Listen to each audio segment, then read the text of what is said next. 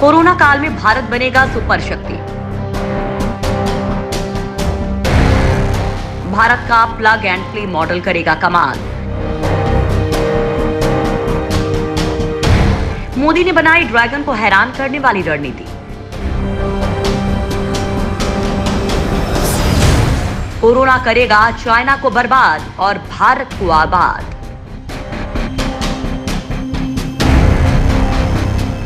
Corona के बाद China से कई हजार कंपनियां अपना सारा सामान समेटकर दूसरे देशों में जाने की तैयारी कर रही हैं।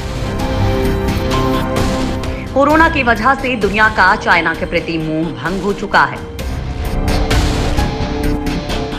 और यही भारत के लिए वो मौका है जो उसे सुपर पावर बनाने की ओर ले जा सकता है। लिहाजा वक्त की नजाकत को भांपते हुए भारत ने बड़ी गोटियां फेंक दी हैं और बड़ी तादाद में कंपनियां भारत की ओर देख रही हैं। कोरोना के बीच भारत के लिए इतिहास का सबसे बड़ा मौका इंतजार कर रहा है। ये एक ऐसा अवसर है जो एक साथ दो काम करने वाला है। दुनिया जीतने के सपने देखने वाला ड्रैगन घुटनों पर होगा और भारत दुनिया की महाशक्ति बन सकता है। लिहाजा दोस्तों, इस वीडियो में हम आपको बताने वाले हैं कि भारत सरकार आखिर वो कौन से प्लानिंग पर काम कर रही है जो इस मौके को भुना सकती है।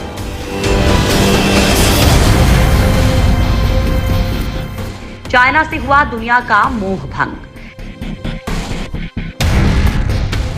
वुहान से पूरी दुनिया में फैल चुके कोरोना वायरस ने चाइना की ग्लोबल इमेज बड़ी खराब कर दी है। कंपनियां वहां से अपनी यूनिट्स हटाना चाहती हैं और भारत दोनों हाथ फैलाकर उनका स्वागत करने को तैयार है। कोरोना वायरस ने दुनिया की कई अर्थव्यवस्थाओं को तगड़े झटके दिए हैं। कुछ के इंफ्रास्ट्रक्चर को चोट पहुंची है तो कहीं प्रोडक्शन रुकने की वजह से कंपनियां मूव आउट कर रही हैं। सप्लाई चेन भी ध्वस्त हुई है। ऑप्टिक्स और बिजनेस दोनों लिहाज से चाइना को तगड़ा झटका लगा है। इसी दौरान भारत उसे हैरान करने को तैयार है। ये एक ऐसा मौका है कि उन कंपनियों को अपने देश बुलाया जाए जो कोरोना जैसी महामारी फैलने के बाद चाइना में नहीं रहना चाहती है। उन्हें अपना प्रोडक्शन बेस बदलना है और भारत के लिए इससे अच्छी बात क्या हो सकती है। प्रधानमंत्री नरेंद्र मोदी ने इशारा भी कर दिया है कि वे इस दिशा में इन्वेस्टमेंट्स को लेकर तैयार हैं।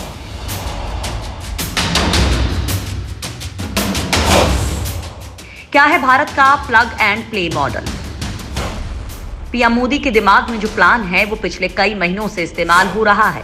ये है प्लग एंड प्ले मॉडल, जिसके जरिए इन्वेस्टर्स अच्छी जगहों को आइडेंटिफाई करते हैं और फिर तेजी से अपना प्लांट वहां लगा देते हैं। अभी जो सिस्टम है वो करीब दर्जन भर राज्यों में इन्वेस्टर्स को अपना सेटअप लगाने का मौका देता है। क्लियरेंस के लिए केंद्र सरकार के साथ साथ राज्य सरकारें भी सिंगल विंडो प्लेटफॉर्म तैयार करने में जुटी हैं। इसमें इलेक्ट्रॉनिक और मॉनिटरिंग सिस्टम भी होगा। केंद्र सरकार अपनी तरफ से भी पैसा खर्च करने को तैयार है। अधिकारियों के मुताबिक ये पैसा नए एस्टेट्स और ग्रेटर नोएडा जैसे इकोनॉमिक जोन्स बनाने में इस्तेमाल होगा। पीएम मोदी राज्यवार इन्वेस्टमेंट जुटाना चाहते हैं। जैसे गुजरात, हिमाचल प्रदेश और उत्तराखंड की फार्मा पर पकड़ है तो वो इसी सेक्टर में इन्वेस्टमेंट की राह देखें। उत्तर प्रदेश जैसा राज्य जो इलेक्ट्रॉनिक्स का बेस बनकर उभरा है, उसे एग्रो बेस्ड इंडस्ट्रीज के लिए भी प्रमोट किया जा सकता है। प्रोडक्शन हब बनाने पर है भारत का जोर। चाइना इस समय न सिर्फ क्वालिटी बल्कि भरोसे के संकट से भी जूझ रहा है। ऐसे में भारत की नजर कई पुरानी फार्मास्यूटिकल यूनिट्स को शुरू करने पर भी है ताकि वो बल्क ड्रग्स के लिए एक हब बन सके। अभी दवाओं के लिए दुनिया का 55% कच्चा माल चाइना से ही आता है। अगर भारत वर्तमान हालात का फायदा उठाए तो वो चाइना की जगह ले सकता है। मेडिकल के अलावा मेडिकल टेक्सटाइल्स, इलेक्ट्रॉनिक्स, फर्नीचर जैसे प्रोडक्ट्स को भी भारत बड़े पैमाने पर एक्सपोर्ट करना चाहता है। क्यों बढ़ी चीन की मुश्किलें? चाइना क्यों अब आंखों में खटकने लगा है? इसकी कई वजह हैं। पहली तो ये कि वहां वेतन तेजी से बढ़ा है और इस वजह से कई मल्टीनेशनल कंपनीज एक नया प्रोडक्शन बेस चाहती हैं। कोरोना वायरस से चाइना के जुड़ाव और उस पर मची ग्लोबल बवाल की वजह से भी कंपनियां चाहती हैं कि चीन सप्लाई का मेन सोर्स ना रहे। उनको डर है कि अगर दुनिया के देश चीन पर किसी प्रकार का प्रतिबंध लगाते हैं तो उन्हें एकदम चीन से बाहर निकलकर किसी और देश में व्यापार स्थापित करने का समय नहीं मिलेगा।